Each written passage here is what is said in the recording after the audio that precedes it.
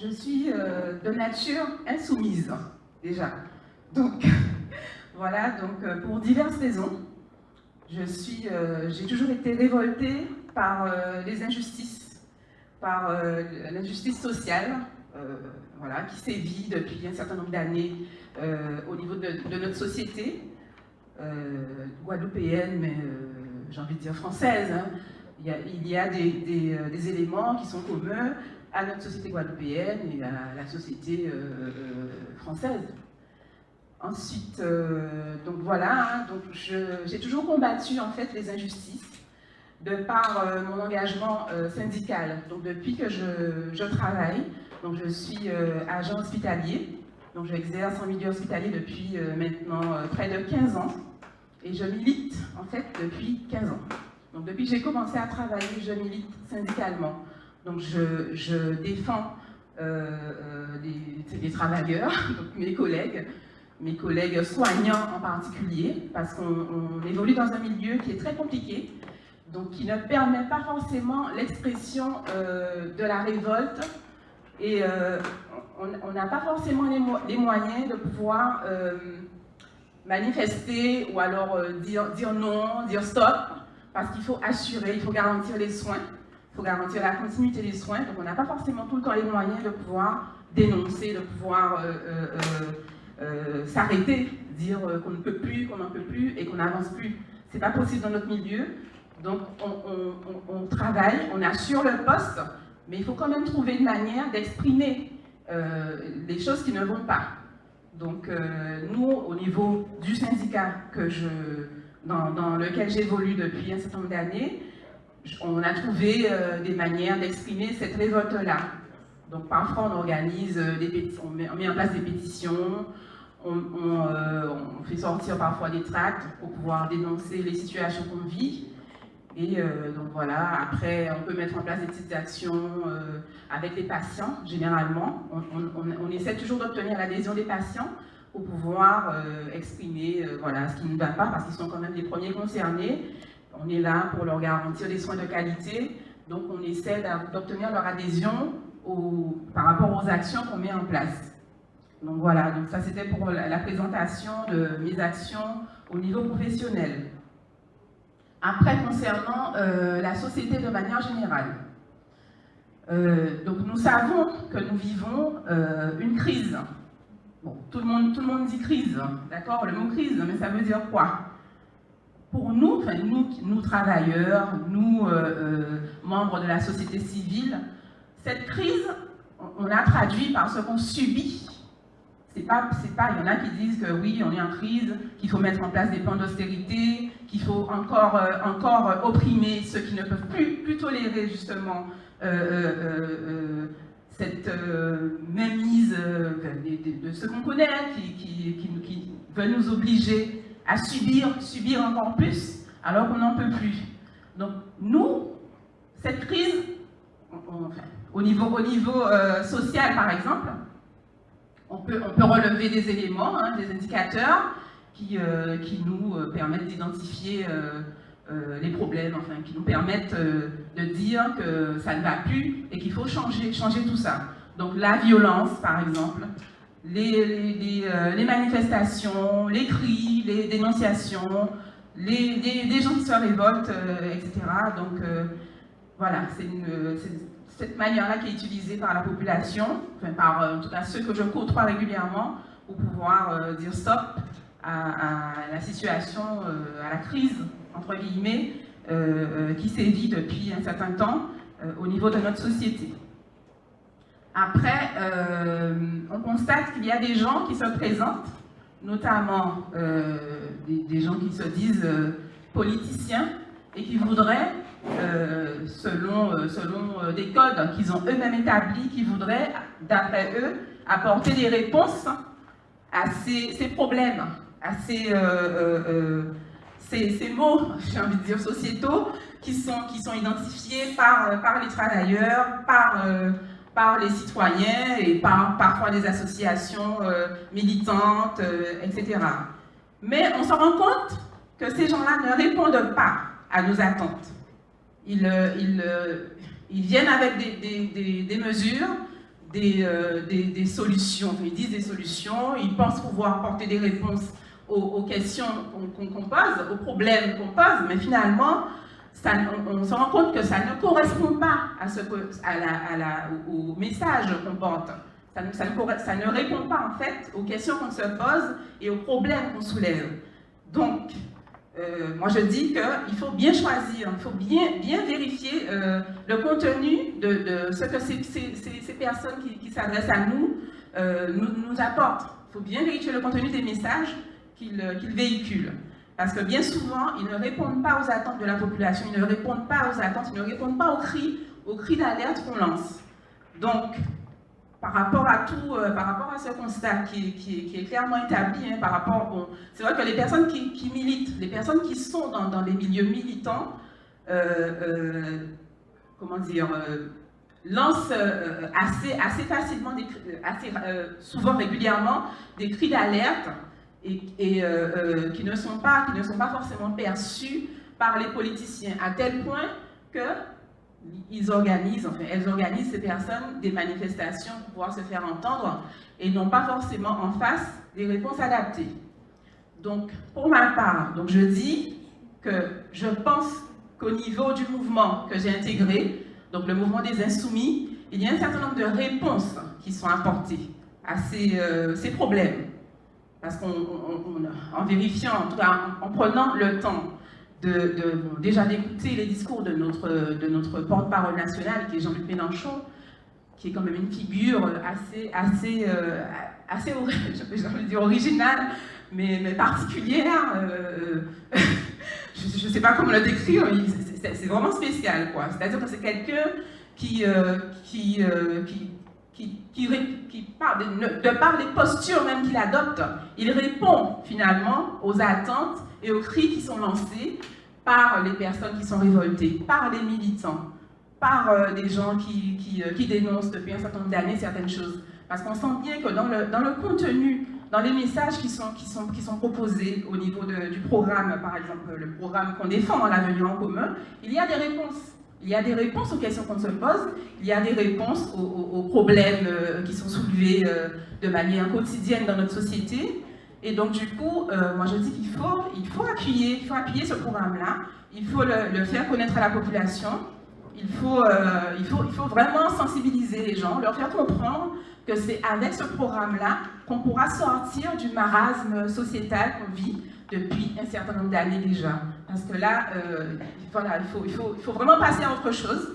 Il faut couper les ponts par rapport à ce qui est proposé, par rapport à certaines choses qu'on voit, certaines postures, comme ce que j'ai vu hier dans le débat dans lequel j'ai été invitée hier, des postures, des espèces je ne sais pas comment décrire ça, mais on sent bien qu'il n'y a pas de sincérité. Les gens ne sont pas sincères, ils viennent, ils vont se former à des techniques de communication pour pouvoir berner encore plus la population. Et ça, c'est pas admissible. Il faut vraiment qu'on arrête d'écouter ces gens-là et qu'on passe à autre chose, qu'on essaie vraiment de prendre le temps de vérifier les programmes, de vérifier les contenus et d'écouter, de se rendre compte de la faisabilité aussi de ce qui est proposé. Et moi, je pense que le programme de Jean-Luc Mélenchon, c'est un programme sincère qui répond vraiment aux attentes de la population et qui peut apporter un mieux vivre à la population, aux citoyens et aux militants que nous sommes, surtout les militants, parce que ça fait très longtemps, trop longtemps qu'on dénonce des choses qui n'ont jamais été réglées. Donc voilà, en gros, donc du coup, je me veux être la candidate qui exprimera, qui véhiculera la révolte populaire et qui tentera de convaincre les personnes révoltées, de convaincre les personnes qui ne votent plus, qui ne croient plus en ce système politique, de pouvoir adhérer à ce qu'on propose et surtout de leur dire qu'avec ça, ils vont pouvoir vraiment connaître une vie meilleure, tout simplement. Ils vont pouvoir trouver des réponses aux questions qui se posent depuis un certain nombre d'années déjà. Voilà. Qui a accepté de nous rejoindre dans cette lutte. Hein. Vas-y. Donc voilà, qui prend part à ces élections législatives au niveau de la première circonscription. À mes côtés. Bravo. Et merci pour votre engagement. Merci. Alors, on a entendu là tout à l'heure, il n'est pas question pour vous d'être en marge. Si d'aventure vous êtes élu, vous serez donc dans l'opposition. Si par hasard votre leader n'avait pas la cohabitation, pour quelles raisons refuseriez-vous cette main tendue que certains de gauche, de droite ont acceptée? Je ne sais pas s'il y aura d'ailleurs une proposition en ce sens envers nous, nous insoumis, parce qu'on a quand même fait savoir très tôt qu'on s'inscrirait dans l'opposition. Puisqu'en fait, il est clair que notre programme est en contradiction avec ce que propose M. Macron. M. Macron, qui est élu, donc, qui a été élu président avec j'ai envie de dire, une majorité relative, puisque 40%, 44% ne considèrent pas que c'est un président qui a été plébiscité par la population. Donc on se rend bien compte qu'il y a quand même une bonne partie de la population qui ne s'est pas exprimée, d'une part, et qui voudrait qu'on lui propose autre chose. Donc nous, on souhaite justement la matérialisation de ce que la population voudrait, cette population qui n'a pas choisi M. Macron comme président. Donc on voudrait, nous on représente en fait ce groupe qui voudrait proposer cette autre chose à la population. C'est-à-dire redonner espoir aux personnes qui ne croient plus en la politique, aux personnes qui sont dégoûtées, qui sont déçues, à des militants qui manifestent dans les rues et qui ont aussi des idées, qui ont des doléances, qui ont des choses à dire et qui ne sont pas satisfaits par ce que propose le président qui a été élu tout récemment, M. Macron. Merci Winnie. Je voudrais d'abord dire bonsoir à vous tous qui êtes présents dans la salle. Remercier les journalistes qui ont répondu à notre invitation. C'est très important en tout cas pour nous puisque vous êtes là quelque part pour, je dirais, véhiculer les informations que nous voulons distiller au sein de la population. Je voudrais également remercier l'ensemble des candidats qui sont là et surtout féliciter nos candidats dans la première circonscription, Nadège Montaut et Céline Dissolette dans la troisième circonscription. Je crois que c'est très honorable. Je voudrais également insister sur quelque chose que, mesdames, messieurs les journalistes, que vous allez remarquer. Nous sommes présentés en groupe. Ça veut dire tout simplement que ceux et celles qui sont là ne viennent pas défendre une cause personnelle, mais une cause dans l'intérêt général. Et je crois que c'est important de souligner ça.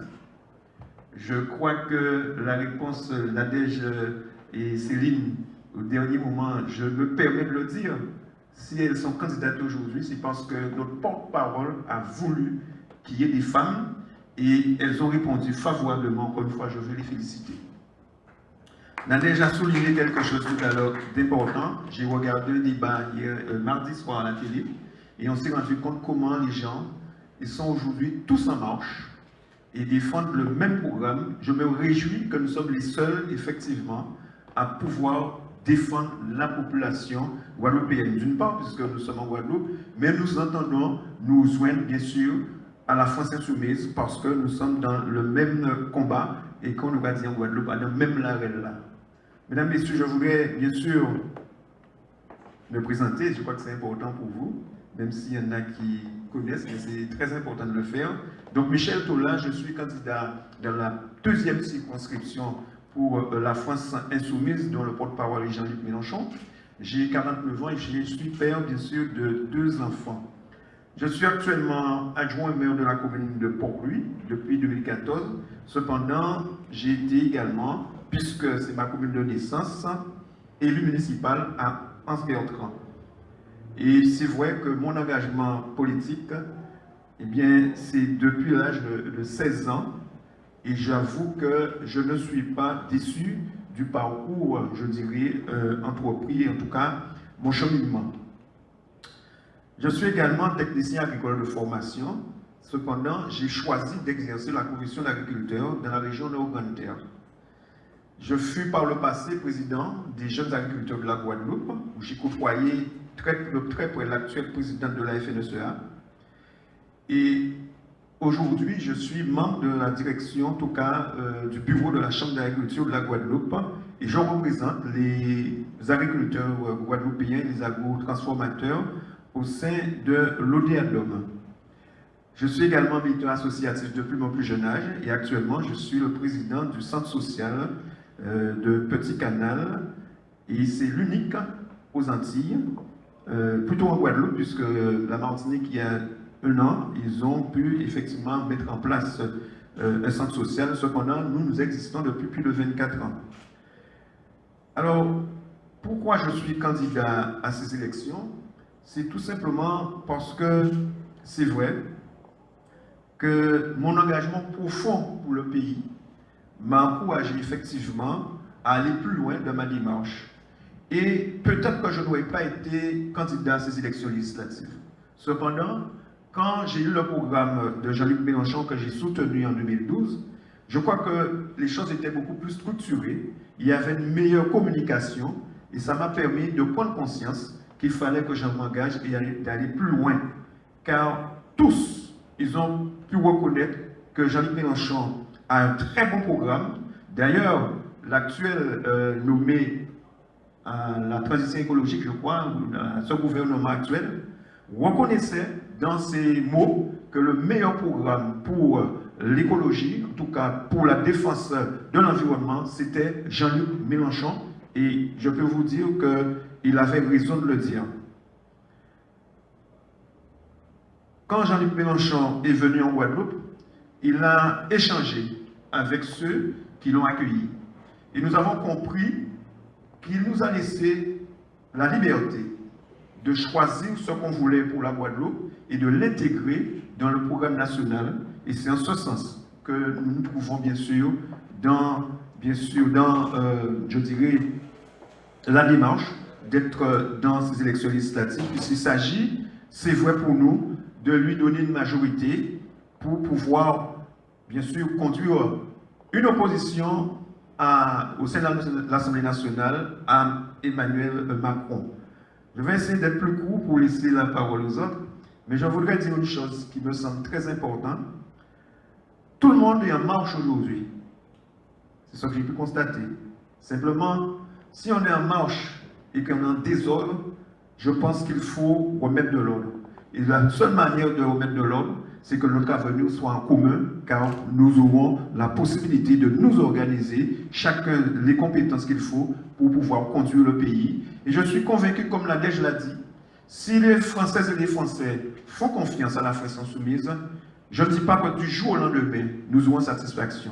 Mais les jours meilleurs viendront, car je suis convaincu que toutes les personnes, et je les ai regardées sur les réseaux sociaux qui se présentent dans les circonscriptions, je peux vous assurer que ce sont des gens sains, convaincus et qui se sont engagés pas dans un intérêt personnel, mais parce qu'ils ont envie de voir changer les choses, de redonner de l'espoir à ceux qui sont déçus par la politique et nos politiciens.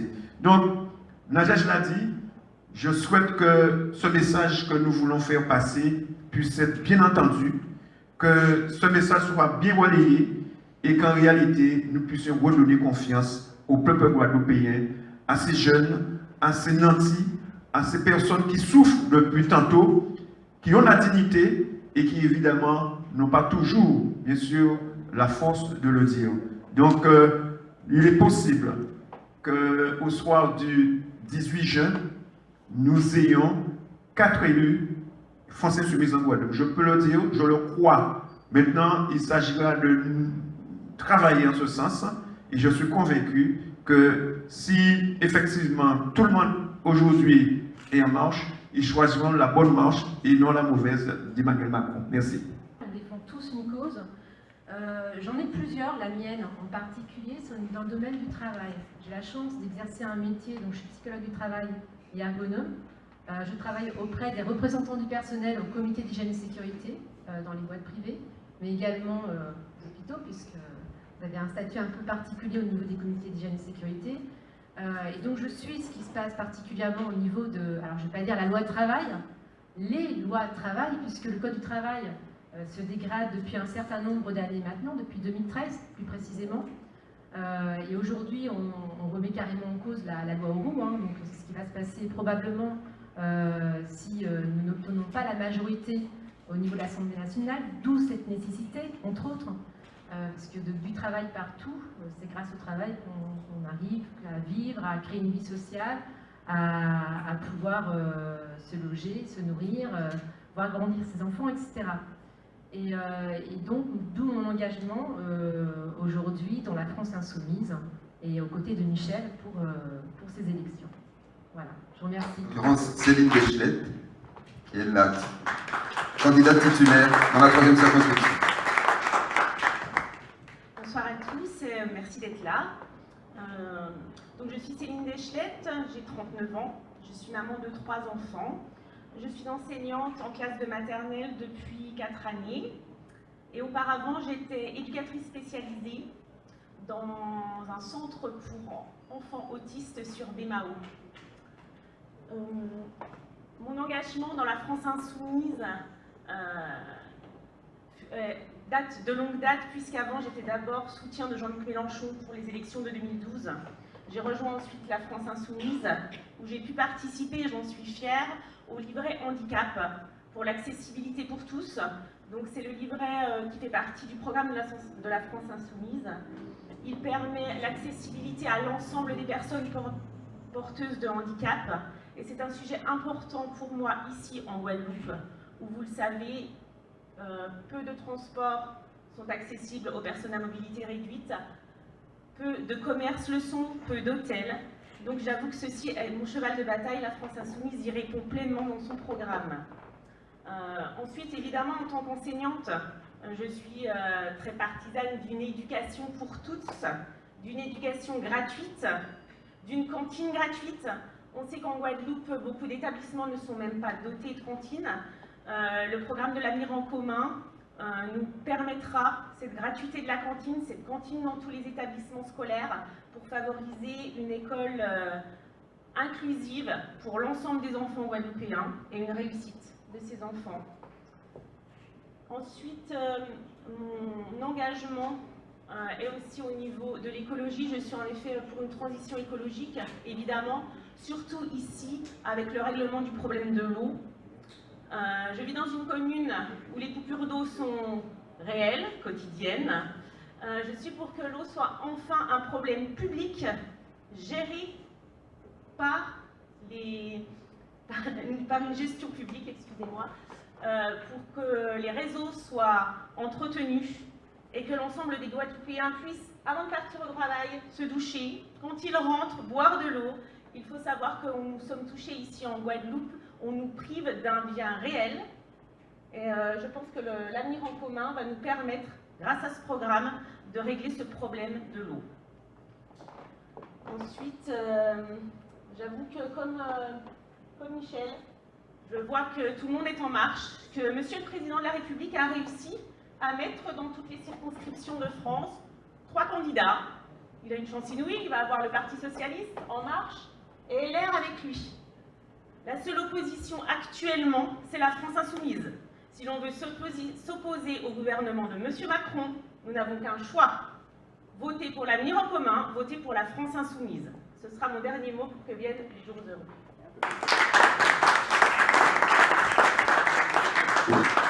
Tu peux présenter ton suppléant. Donc, Laurent Palmont, qui était dans le groupe d'appui France Insoumise avec nous dès le début et qui a accepté, comme moi sur le tard, de se présenter pour permettre aux Guadeloupéens de la 3e circonscription qui ont voté Jean-Luc Mélenchon au premier tour de ne plus se faire voler un 3e tour. Donc nous serons là pour les représenter et pour porter les valeurs de l'avenir en commun.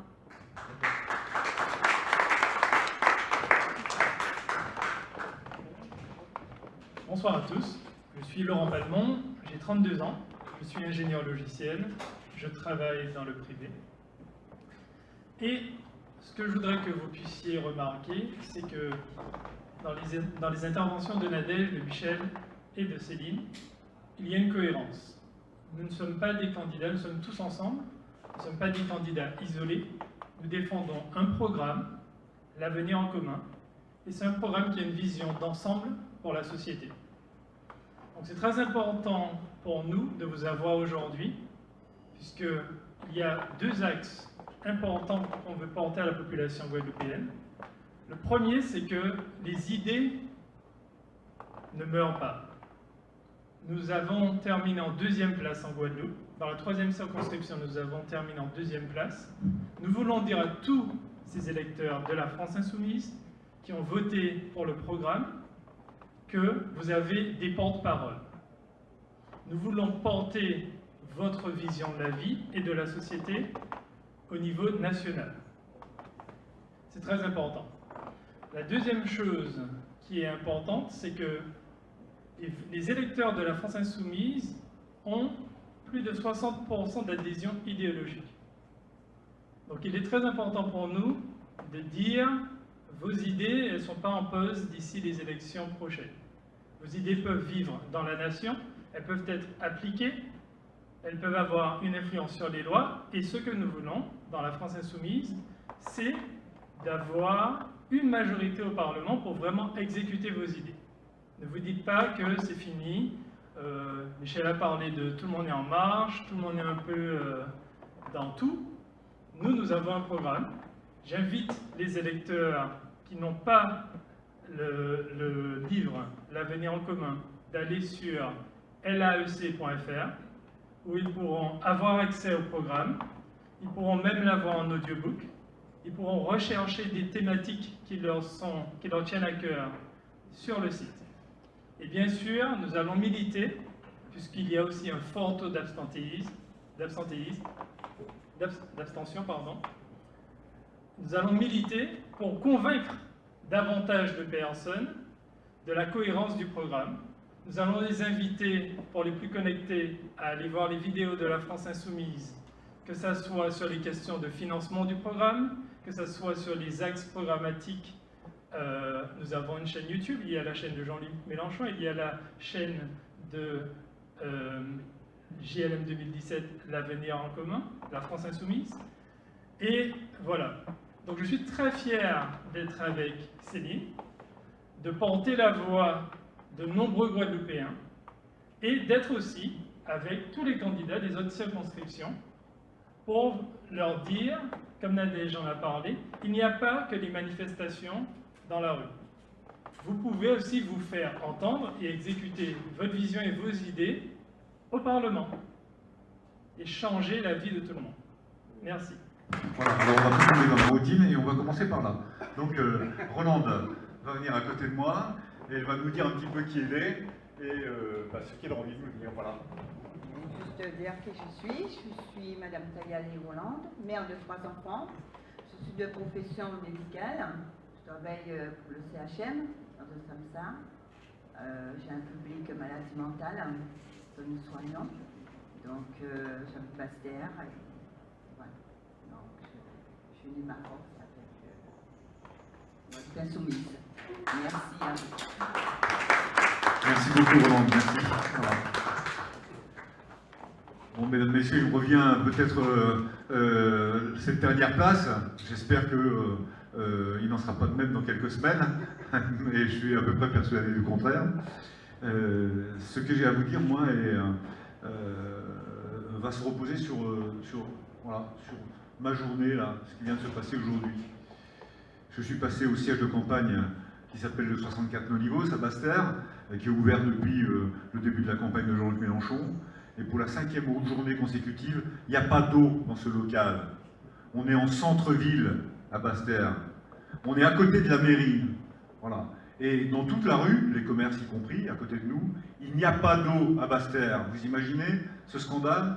Alors qu'est-ce qu'on va faire? On va faire une réunion de gueulards du quartier. On va se mettre les uns les autres, dire « Ah, il n'y a pas d'eau, hein, il faut voir ma facture, etc. » Et puis après, si on nous remet l'eau, on va rentrer chez nous et on va se taire.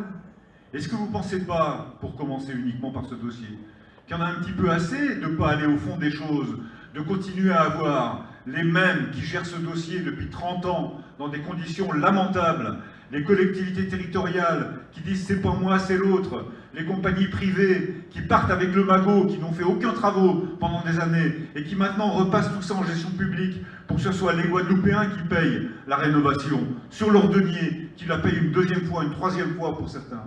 Est-ce que vous ne pensez pas qu'il y en a assez?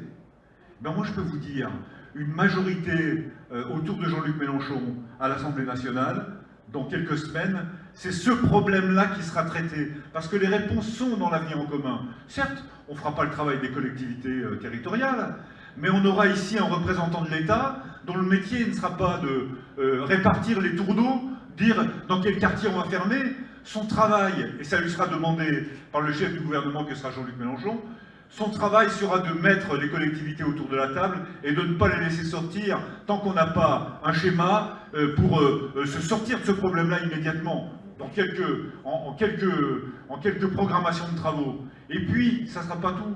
Ce sera la possibilité, parce qu'on a un programme d'investissement, de faire de l'investissement fondamental qui va permettre justement de rénover ce réseau. Et puis, ça ne sera pas tout.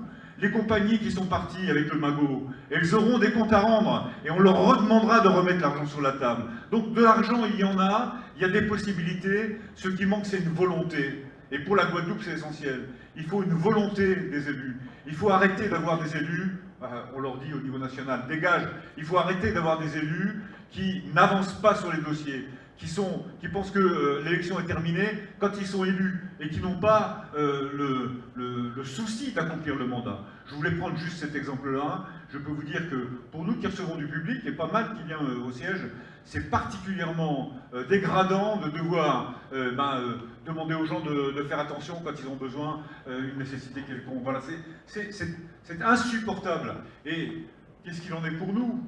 Nous, on n'est pas comme sur les hauteurs de Baïf, où depuis 5 ans, certains attendent l'eau au robinet. On n'est pas comme à Gourbert, où ce problème se pose de façon importante, et depuis aussi des mois et des mois.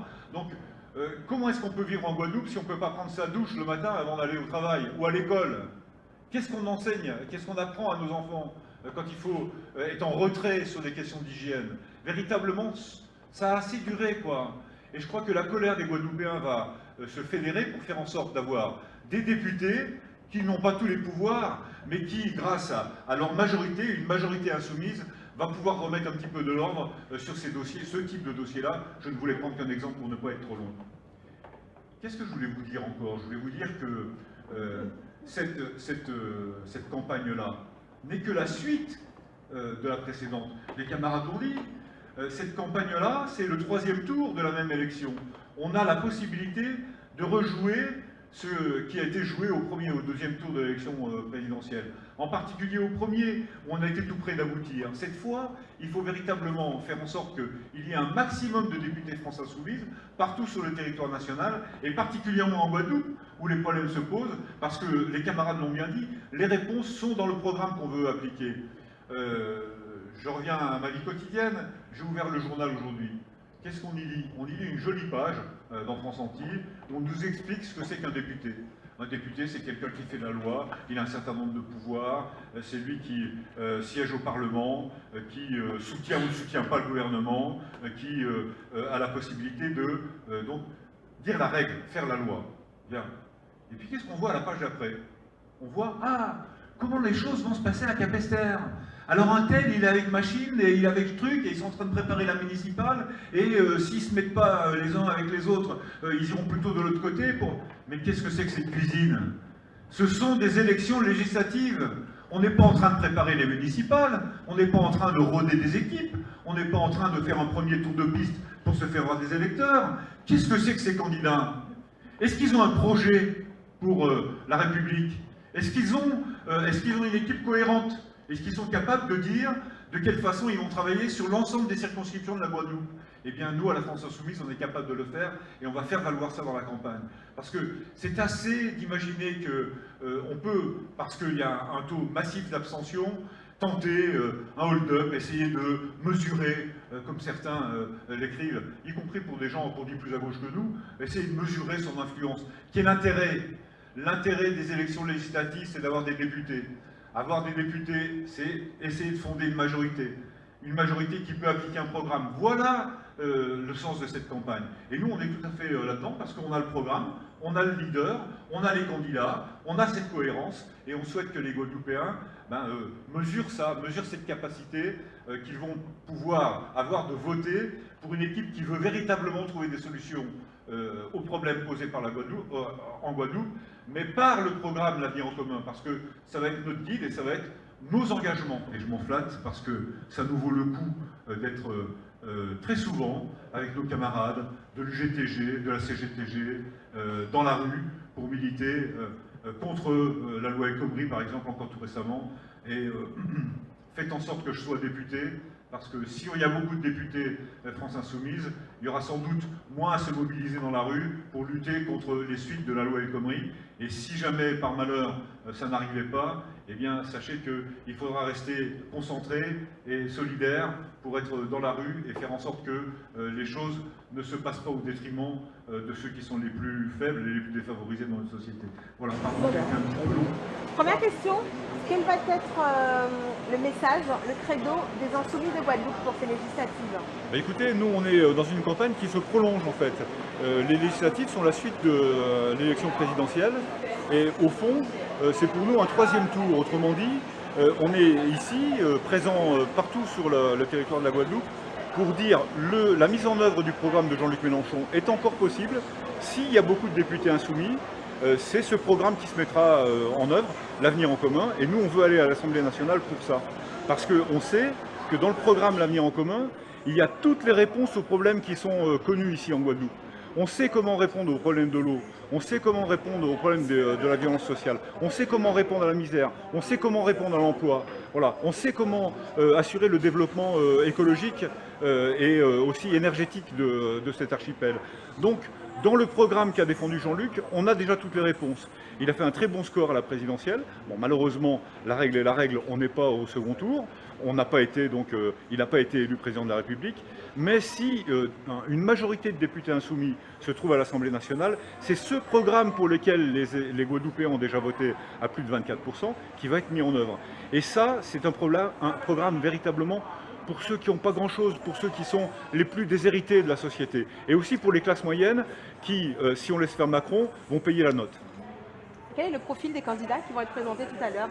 Alors on a un profil très différent. D'abord, on a assuré une parfaite parité, c'est-à-dire qu'il y a 2 candidats femmes et 2 candidats hommes, 2 candidates et 2 candidats. Et pour les suppléants, c'est la même chose, mais en 3 ans. Voilà, il y a 2 suppléants hommes, 2 suppléants femmes. Et pour nous, c'était important aussi de montrer la diversité culturelle qui existe ici, la diversité des origines. Et donc, vous verrez tout à l'heure notre équipe en image. On est effectivement une équipe aux couleurs de la Guadeloupe. Et quand on dit aux couleurs, c'est avec toutes les couleurs de la Guadeloupe.